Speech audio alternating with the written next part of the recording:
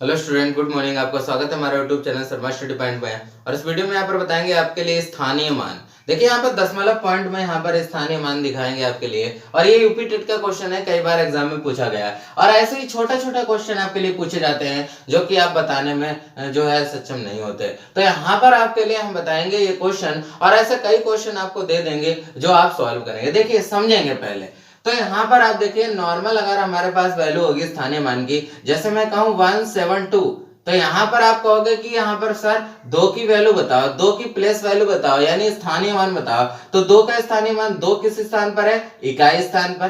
दो किस स्थान पर है? इकाई स्थान पर। सात किस स्थान पर है? तो सात जो है वो दहाई स्थान पर है ना, दहाई स्थान पर। और एक किस पर है? तो एक है, क्योंकि इकाई दहाई सैकड़ा, ये सैकड़ा स्थान पर है। बोलो, ये तो बात जानते होगे। तो यहाँ पर इकाई का मतलब एक ही नंबर रहेगा, यानी 2 गुणे 1 यानी 2। और दहाई का मतलब 7 गुणे 10 यानी 70, ये हो जाएगा दहाई का मतलब। और सैकड़ा का मतलब 100 से गुणा, तो भैया 1 गुणे 100 यानी कितना हो जाएगा? 100 हो जाएगा। तो ये तो स्थानीय मान ऐसे निकलते हैं, इनका मान तो ऐसे निकाला जाता है। लेकिन पॉइंट में कैसे निकलते हैं ये हम आपको बता देते हैं। तो 17.15.271 है, इसमें 7 का निकालना है। अब देखिए पॉइंट में जो दशमलव के बाद होता है नंबर, वो पहला कहलाता है ये दसवां नंबर। ये 10वें भाग होगा, ये 100वां भाग होगा। कितना? 100वां भाग होगा। ये 1000वां भाग होगा, 1000वां भाग।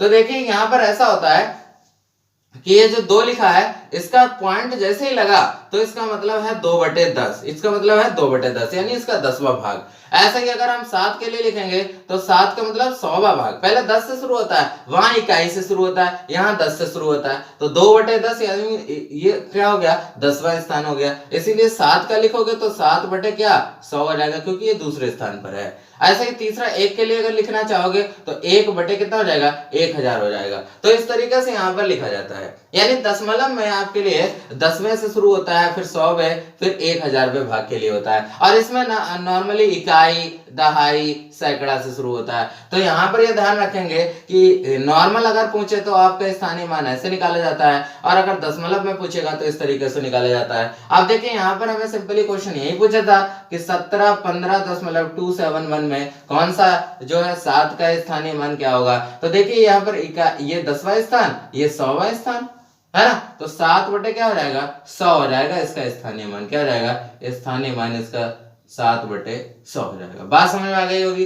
तो यहाँ पर सिंपली में ऐसे करना है, और यहाँ पर जो दशमलव में होता है वो 10वें से शुरू होकर के 10वें, 100वें, 1000वें भाग तक होता है। ऐसे में एक क्वेश्चन और ले लेता हूँ। चलिए, ये मैंने लिख लिया 15.27। अब मैंने आपसे कहा कि 2 का स्थानीय मान बताओ, 2 का स्थानीय मान बताओ। देखिए ध्यान से, 2 का स्थानीय मान, 2 का स्थानीय मान बताओ। तभी आप क्या कहोगे कि दशमलव के बाद एक ही स्थान तो है, एक स्थान है, यानी 10वां भाग हो गया। क्या हो गया? 10वां भाग।